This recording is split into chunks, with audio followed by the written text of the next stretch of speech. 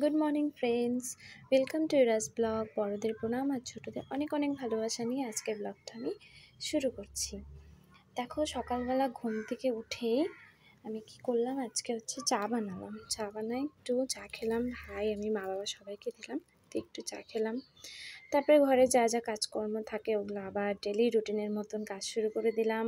আগে তো সবার প্রথমে হচ্ছে বিছনা টিছনা উঠাতে হয়, ওগুলো সব উঠিয়ে গুছিয়ে নিয়ে উঠান টুঠান সব ঝাড়ু দিয়ে টিয়ে তারপর হচ্ছে একটু ঘর মুছে নিলাম। কারণ কয়েকদিন থেকে তো বৃষ্টি হচ্ছিল না, দুদিন থেকে অবশ্য রৌদ্র উঠেছে এখানে, তার জন্য ঘরটা একটু ভালো করে মুছে নিলাম। প্রতিদিনের সব কাজ তো আর প্রতিদিন আমি শেয়ার করতে পারছি না, একটু অসুবিধা হচ্ছে, তাই আমি একটু একটু করে প্রতিদিন যা যা কাজ করি একটু একটু করে তোমাদের সাথে শেয়ার করার চেষ্টা করছি। দেখো, এত প্রচণ্ড গরম, কাজ করতে করতে ঘেমে যাচ্ছে। আর আমাদের এখানে না প্রচণ্ড গরম লাগে, সেভাবে গাছপালা নেই তো, তার জন্য একটু গরমটা বেশি লাগে।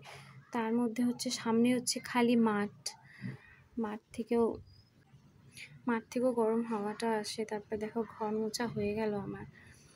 ঘর মোছা শেষ করে আমি চলে আসলাম উনানটা মুছতে। আসলে কি বলতো, আমাদের তো উনানে রান্না হয় না, আমাদের উনানে হচ্ছে গরম জল করে স্নান করার জন্য গরম জল করে। কারণ মা একটু অসুস্থ তো, তার জন্য মা ঠান্ডা জল দিয়ে স্নান করতে পারে না, ওই একটু কোমরে অসুবিধা, ঠান্ডা জল দিয়ে মা স্নান করতে পারে না। তো প্রতিদিন ওই উনুনটাতে গরম জল করে করে স্নান করে। তো অনেক দিন থেকে ভাবছি মুছবো, আসলে আমি তো উনান মুছতে পারি না, কোনোদিনও মুছি নাই, মাই মুছে বেশিরভাগটা। তাই ভাবলাম কি আজকে একটু আমি মুছে নিই।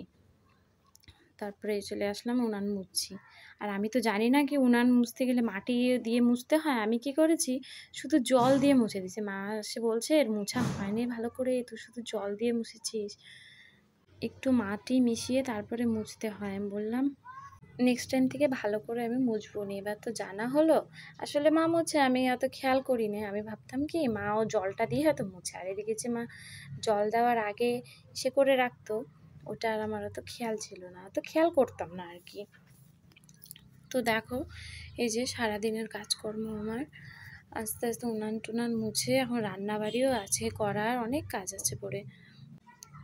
তারপর তখন উনান মোছা শেষ করে সোজা আসলাম আমার খরগোশ দুটোর জন্য ঘাস কাটতে।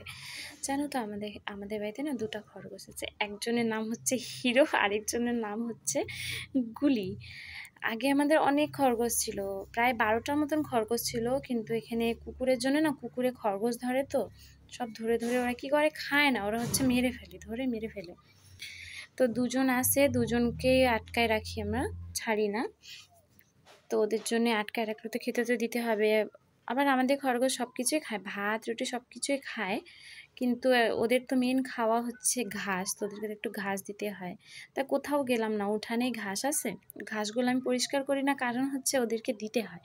উঠানেই ঘাস আছে, ওই জন্য ওদেরকে কাইটে ঘাসগুলা দিই। তো দেখো, আজকে হচ্ছে হিরোর টান ঘরে থাকার, হ্যাঁ, এমনি সময় গুলির টান থাকে ঘরে থাকার, আজকে গুলিকে ছেড়ে দিয়েছি আর হিরোকে আটকায় রাখছি। তো ওকে আমি ঘাস দিলাম, তো মুখটা কেমন করছে, মনে হচ্ছে খাইতে চাচ্ছিল না, ও হয়তো মন খারাপ করে বসে আছে। আজকে আমাকেও একটু ছাড়তে পারতো, বলে ছাড়বো, অবশ্য বিকাল হলে ওকেও একটু ছাড়বো, সারাদিন তো ওদেরকে তো আর খাঁচাবন্দি করে রাখা যায় না বলো, তো ওদেরকে একটু ছাড়তে হয়। তারপর দেখো, সোজা স্নান টান করে আসলাম, করে এসে রান্না বসায় দিলাম। আজকে মা বলেছে ডিম আলুর তরকারি করে নে, আর কিছু করতে হবে না। তো তাই ভাত মা সকালে করেছে, তো ডিম আলুর তরকারিটা করে নিলাম। আমি স্নান টান করে উঠে করে নিলাম ডিম আলুর তরকারিটা। তরকারি করে টরে তারপর যে গরম পড়েছে, তারপর একটু রেস্ট করলাম। রান্না টান্না করে তেমন কিছু রান্না করি না, শুধু তরকারিটাই রান্না করছি আর কি। তারপর একটু রেস্ট করলাম, রেস্ট করে এই যে চুল আঁচড়ালাম। চুল স্নান করে যে চুলটা আঁচড়াবো ওটাও সময় পাইনি, কারণ বাবা এসে পড়বে খেতে, তো রান্নাটা তো আগে চাপাতেই হবে, তাই আগে রান্নাটা করলাম। রান্না টান্না করে তারপরে একটু ভালো করে চুল আঁচড়ে নিলাম, একটু ঢং করছি দেখো।